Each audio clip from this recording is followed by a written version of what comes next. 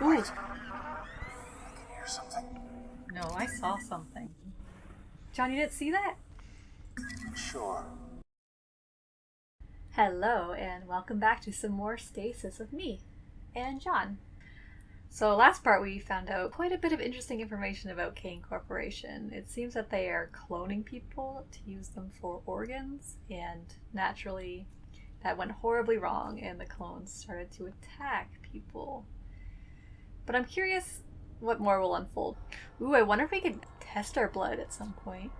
One of my other theories is maybe John is a clone of the real John.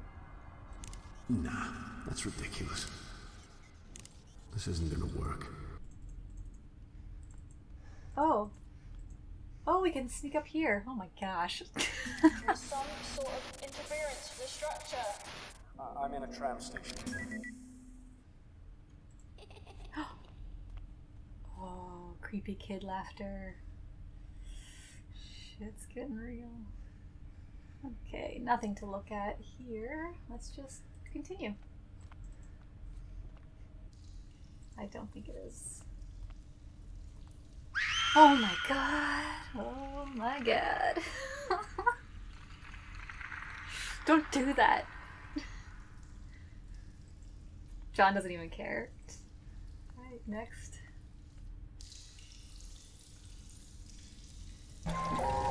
Oh no. I am pressurizing the raw materials containment tank. Yeah, come in. John, thank goodness, I can hear you. He just disappeared. No radio, no PDT. Who the hell was that? Dr. Gerardus Milan, head of special projects. Who knew you? It's a big ship. And I'm in a different division to him entirely. Only met him once. A real arsehole. I just want to get my family out of this goddamn place. That's the plan. Okay, this tram station is spooky. You mentioned earlier that you lost my PDT. What's that? Personal data tag. Every person on board has one. Like animals. The tags monitor everything. Security access, food intake, location tracking. Everyone has a tag. We can use it to find my family. I'm afraid it doesn't work like that, John. Like hell it doesn't. If I'm tagged, then so are they. It's said. I can only access your tag because the DotMate scanners registered you. I've scanned for your family and I can't pick them up. Are they on the ship? Have they been rescued? It only means their PDTs haven't been activated. But I still have an idea that might just work. These doors have amazing timing.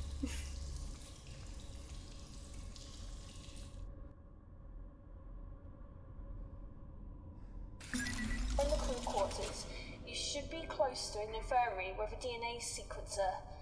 If you could get your blood into the sequencer, I can scan the ship for familial DNA, and then we can find your daughter. Then... We can use her DNA to find Ellen. Exactly. Notice, reserve power facilities are online. Backup systems are now enabled and functioning at benchmark levels. Okay, so we can go through the doorway to the security office or a gloomy doorway to the crew room. Let's check out the security office.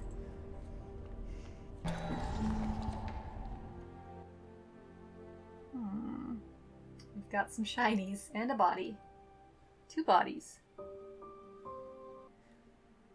Let's check out the dead security guard first. A crumpled body rests against the slanted bulkhead in a leisurely repose. The uniform indicates that it's a security officer.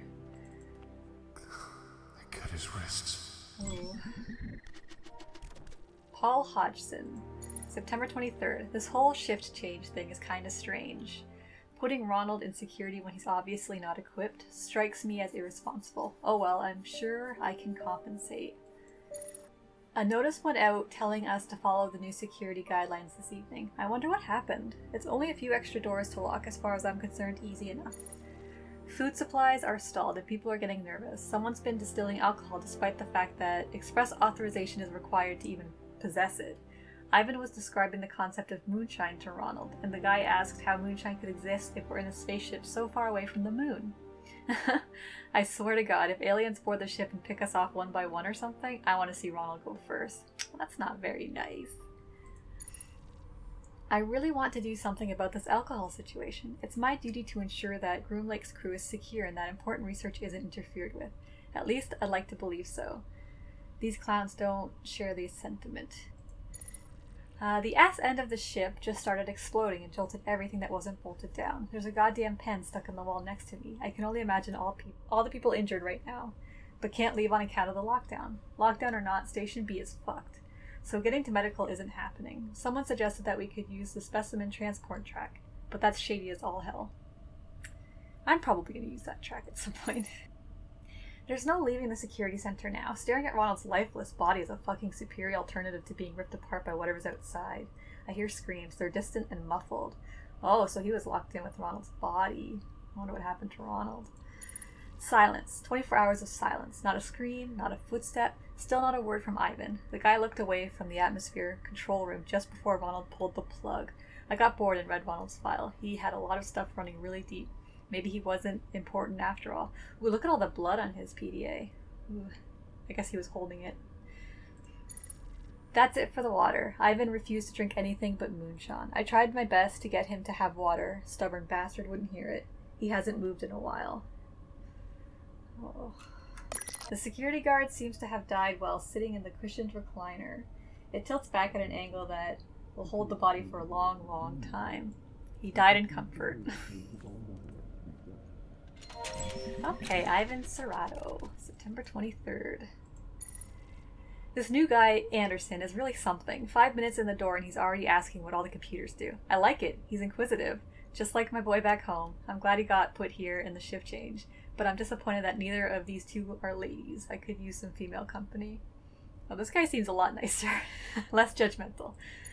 Okay, maybe Anderson is a little more confused than inquisitive, but his heart is in the right place. I can respect that. But Sarge? How in the hell did the boy get Sarge from Surato? Paul is just plain obnoxious. Food's not coming for a while. Fortunately, somebody's been making moonshine. It's not the white oak whiskey from back home, but you don't come across much liquor in space. Looks like I'll be moderating the supply, so to speak. Hodgeson just tried to arrest someone. Prick. Rations are in. Good thing, too. The liquor wasn't keeping the crew at bay like it used to. This entire ship smells like shit. It's always been bad, but it gets worse every day. It's even a different type of shit. Every once in a while beyond me. Groom Lake is on lockdown. Tremors, power outages, and several injured. Some guys left 3 days ago to repair a tram station. Haven't heard from them since. I can only fear the worst, and I don't want to wait to figure out what's been going on around here. Paul and I have agreed on a solution, but Anderson isn't grasping it. I don't expect him to. I knew Anderson would have trouble coping. I knew he wouldn't understand. At least he went easier than we will. He saw so much in his short life. There just wasn't room for more. This is very vague. He'll never have a funeral. Nobody back home is going to think of him and wonder what happened. I think Paul and I are the only people on the ship who knew him by name. Maybe that Samantha girl he was talking about still remembers him. Her dog could be named after him, or maybe he picked her a flower and she tucked it into a book. I never did read much, but right now I'd love to be holding a book. Poe would work. He's the only author I know by name. I haven't talked to Paul. He thinks I'm drinking, but I'm too preoccupied with Anderson for that. I figured I'm writing this for a reason. What if nobody ever reads it? What if the ship just drifts to the edge of the universe, dead and empty? If you exist, if you somehow stumble upon this, remember Anderson for me. He reminds me so much of how my son used to be. If you don't do it, nobody will. I don't beg. I never beg. But if you're a decent human, you'll know why you have to. Remember Anderson. Sure. Barely awake. Typing is an effort. Moonshine is not water. Hodgeson had last word.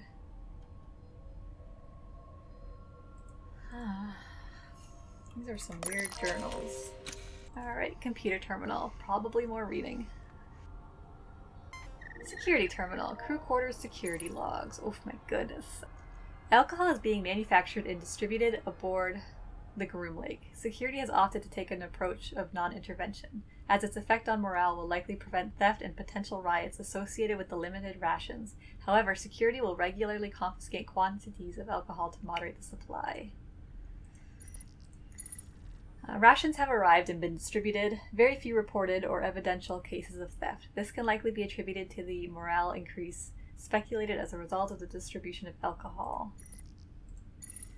Specimen Samantha received, we know her, for transport to Laboratory 18. This specimen from the cloning vats is contained in an iron lung. Transport needs to be arranged quickly. Specimen is scraping against the inside of the containment unit. Tremors have struck the Groom Lake. Power outages and severe injuries have been reported. Lockdown is in effect. They love their lockdowns. 4 crew members have been reported missing while attempting to restore a tram station to working order. To prevent further loss of injury, the container has been sealed and flooded with highly corrosive gas. Okay. Atmosphere control access. Activate motion detector. I'm probably going to be making motion. Do we want to do this?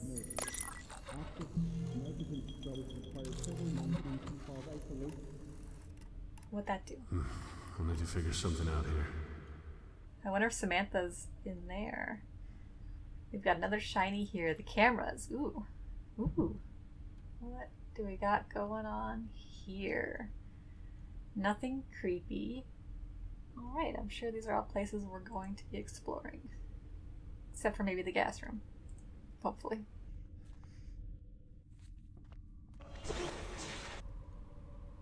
Alright, let's check out the gloomy door.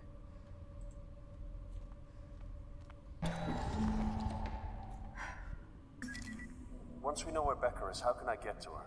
There is another tram through the crew quarters. Once we know where you're going, we'll move forward from there. More trams. God forgive us. Hey, I was just reading that too. Smile. This especially large frosted glass door is coated with dirt of neglect. That's more than just dirt. That looks like another body. A body lies slumped against the entrance bulkhead, with its head hanging forward. It's almost possible to imagine him having a nap during a long shift. Let's read his logs. Oh god, fuck the doors. Oh. Thanks for holding the door open, body. I wish I could do something. Something more. Me too. Dr. Rick Graeme. Graeme? I'm gonna say Graeme. September 27th. I'm getting sick of this bumps and scrapes bullshit. I didn't get this degree just so that I could stitch idiots up when they accidentally stab themselves with a pen. I want to do fun experiments. Is that too much to ask? It's not like I want to be a mad scientist and sew new arms onto people or anything, although human spiders would be cool. Ugh. December 7th. It's a miracle. Security somehow ended up passing a container from one of the cloning vats onto me. It's labeled Samantha. They understand it's to be transferred to Lab 18, right? Oh well, no reason I can't observe for a while, right? I'll have my loyal assistant Miriam make up some good excuses for me. December 8th. This creature is marvelous. The notes included don't say much, but I'm pretty sure that she didn't have a fully formed spine when they packaged this girl up. It describes her as being just a tail. There are some other bones as well, but I didn't major in monster anatomy. I wish I had, though. You can't make this shit up. December 10th. This fucker grew eyes. I mean it. She did not have these the last time I checked. They're rudimentary, sure, but they just grew. They follow me around. At this point, I'm going to take credit for Samantha entirely. I mean, they can't prove that she was anything more than some stem cells in that container the last they saw her, right? From now on, Samantha is mine. I can't wait to see what she turns into. Lab 18 is definitely getting suspicious and impatient. I'm running out of excuses for why I haven't transferred Samantha yet. I need Miriam to stall a bit longer. I read her PDA, so I know she wants to turn me in. She wants my job. Fortunately, I have video of her screwing the guys from the lab, all of them, so there's my job security. That's why you never fuck on the job. Sounds like he's falling a little bit in love with Samantha. Or just his creation. This just got serious. The tremors knocked me over the counter and I twisted a muscle in my knee. It's going to be a long lockdown, spent bandaging people up without any access to full medical wing. December 21st. Samantha isn't mine anymore. Some other poor fool can take responsibility for this one. Well, I guess he doesn't love her anymore. December 29th. I heard shrill screams coming from the entertainment area. The first and last time I performed surgery, the patient woke up and started screaming her head off. Something about seeing your own exposed ribs really bothers people. Anyway, these screams were like that, only more intense. They are the screams of the dying. I've locked the emergency bulkhead. No sign of Miriam. Oof. Oh, he wrote help me in blood. So I assume this is Dr. Rick's body right here. I don't feel so bad anymore. You're kind of weird. Alright, in we go. Let's go, John.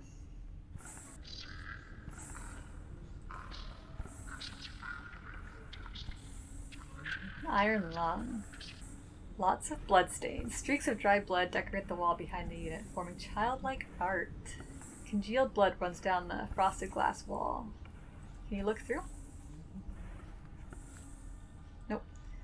Alright, DNA scanner. The device appears to analyze the DNA of I samples. think this is it. Excellent. You need to get your blood sample onto the receiving tray, and I'll do the rest. Well, look at that. I'm way ahead of the game. I did this like ages ago. Oh, wait, hang on. There's a shiny. Let's read this first. Another PDA. I need more lore. Oh, Miriam. Here we go. The office slut. Dr. Graeme is up to no good. This weird pod accidentally arrived at our medical bay. It holds the most terrifying creature I've ever seen in my entire life, and he says it's beautiful? He wants me to find excuses for why it is being transferred to Lab 18. Good thing the guys there like me. I'll help him keep it secret for now, although I might get his job if I could get him kicked off the Groom Lake. I'll keep an eye on what he's up to. Interesting. This thing is growing all sorts of body parts at ungodly rates. The notes say it was just a tail and some flesh at some point, but I don't even see the tail anymore. What kind of fucked up experiments are we doing?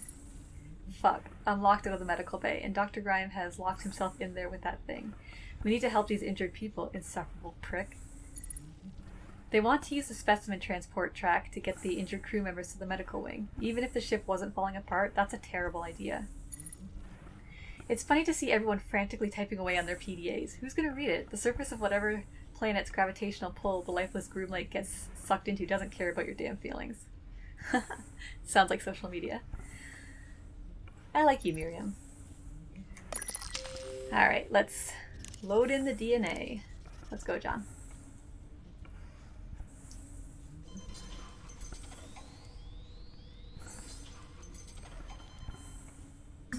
Okay, it's working. Receiving the genetic info. This is good, John. This is excellent.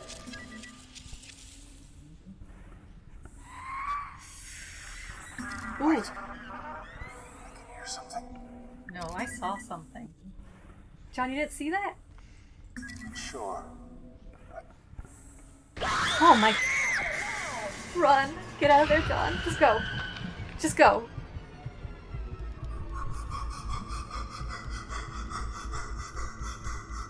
You're okay, buddy. Just breathe. It's okay. What the hell was that? I only picked up a flash in the scanner. A crew member. I wasn't a crew member. I wasn't even a person. It was an animal. The upload finished. I'm going to start the scan now.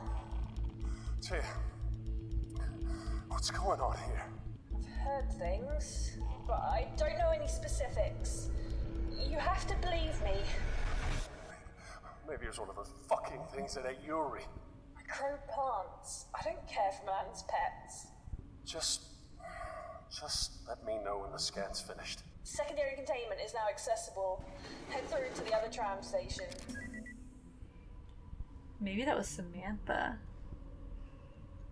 Alright, you did good, John. You did good.